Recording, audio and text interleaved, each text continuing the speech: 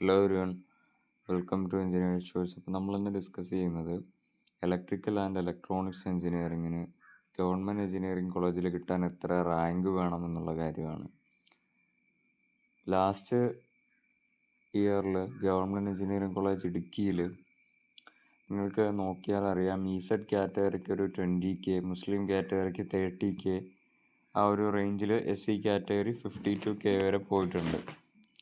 പക്ഷേ state merit അവിടെ available അല്ല. അതിനർത്ഥം എന്താണ്? മുസ്ലിം കാറ്റഗറിക്ക് 13K ആണെങ്കിൽ സ്റ്റേറ്റ് മെറിറ്റ് സ്വാഭാവികമായിട്ടും അതിനേക്കാളും താഴെയാണ് അവിടെ വന്നിരിക്കുന്നത്. ഒരു 10K അല്ലെങ്കിൽ ഒരു 11K ഒക്കെ നമുക്ക് പ്രതീക്ഷിക്കാം സ്റ്റേറ്റ് മെറിറ്റ്. ജനറൽ കാറ്റഗറിയുടെ കാര്യമാണ് പറഞ്ഞത്. ഇനി കോളേജ് ഓഫ് എഞ്ചിനീയറിംഗ് കണ്ണൂരിൽ സ്റ്റേറ്റ് മെറിറ്റ് വന്നിരിക്കുന്നത് 7353 ഇസെഡ് കാറ്റഗറി 9.6K, മുസ്ലിം 9.8K, പിന്നെ SC കാറ്റഗറി 42K, ആ ഒരു റേഞ്ചിൽ പോയിട്ടുണ്ട്.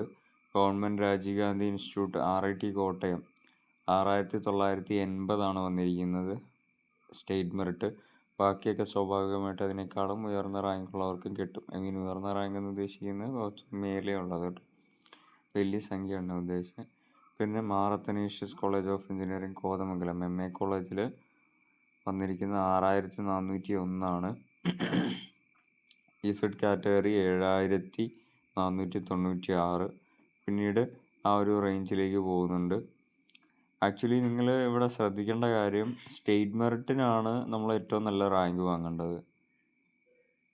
പിന്നീട് മുസ്ലിം കാറ്റഗറി, പിന്നീട് ഇസെഡ് കാറ്റഗറി, ആ ഒരു റേഞ്ചിലേക്ക് പോകും.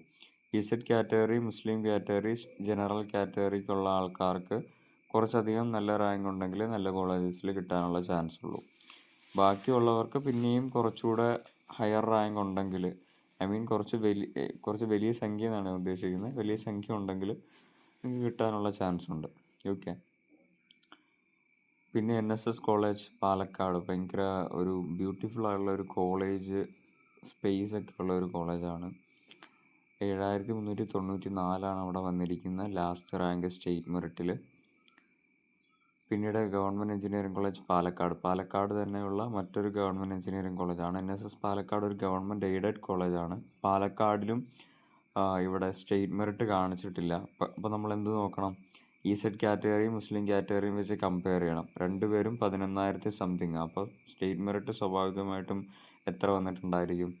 ഒരു 9,000, 10,000 റേഞ്ച് വരെ ഉള്ളവർക്ക് അവിടെ കിട്ടിയിട്ടുണ്ടാകും സ്റ്റേറ്റ് മെറിറ്റ്. പിന്നെ Thrissur engineering college state merit 3136. അതിനുശേഷം ഇസെഡ് കാറ്റഗറി ആ റേഞ്ചിലേക്ക് പോകുന്നുണ്ട്. TKM കൊല്ലം 4443. SM കാറ്റഗറി ബാർട്ടണിൽ 6628.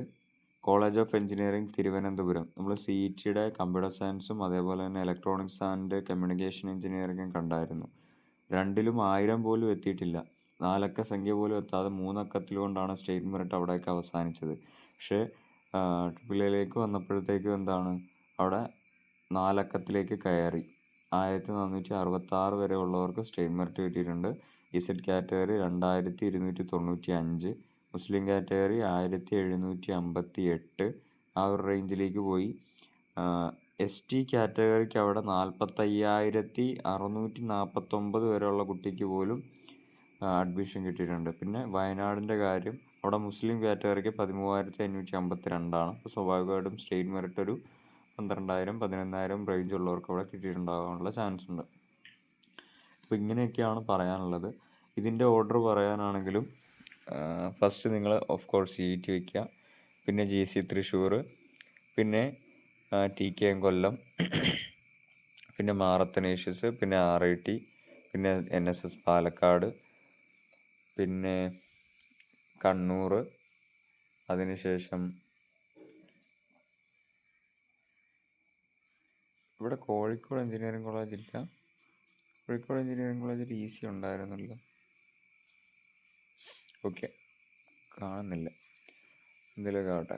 അപ്പം ആ ഒരു റേഞ്ച്. പിന്നെ കണ്ണൂർ വെച്ചതിന് ശേഷം നിങ്ങൾ പാലക്കാട് വയ്ക്കുക, അതിനുശേഷം ഇടുക്കി, അതിനുശേഷം വയനാട്, അല്ലെങ്കിൽ ആ റേഞ്ചിൽ പോവുക. പിന്നെ നമ്മൾ ഈ കമ്പ്യൂട്ടർ സയൻസിനും അതേപോലെ തന്നെ ട്രിപ്ലിക്കും അതേപോലെ തന്നെ ECക്കും പറയുന്നൊരു കാര്യമാണ്, നിങ്ങൾ GC തൃശ്ശൂരോ TKMോ അത് നിങ്ങളുടെ ഇഷ്ടത്തിന് നിങ്ങൾക്ക് വെക്കാം. അങ്ങോട്ടും ഇങ്ങോട്ടും മാറ്റുന്നതുകൊണ്ട് കുഴപ്പമില്ല.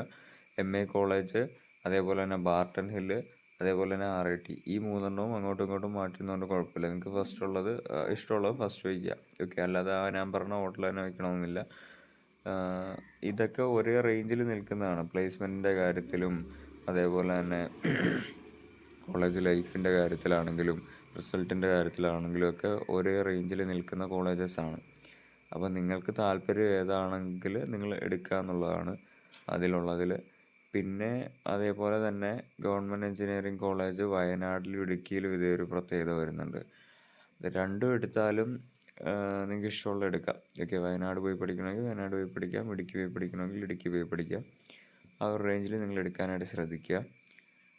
പിന്നീട് ഇതിൽ പറയാനുള്ള കാര്യം എന്ന് പറഞ്ഞാൽ, ഇലക്ട്രിക്കൽ ആൻഡ് ഇലക്ട്രോണിക്സ് എഞ്ചിനീയറിംഗ് എന്ന് പറയുന്നതാണ് ടഫസ്റ്റ് ബ്രാഞ്ച് എന്ന് അറിയപ്പെടുന്നത്. പക്ഷേ ടഫാണോ എന്ന് ചോദിച്ചെങ്കിൽ നമ്മളെല്ലാ ബ്രാഞ്ചും അന്നന്ന് പഠിപ്പിക്കുന്നത് പഴയ കുറേ ഓടിയ ഡയലോഗാണെന്നറിയാം, എങ്കിലും അന്നന്ന് പഠിച്ചെങ്കിൽ ടഫസ്റ്റ് ബ്രാഞ്ചൊന്നും അല്ല എന്നാണ് എൻ്റെ ഒരു വിശ്വാസം. Okay, thank you.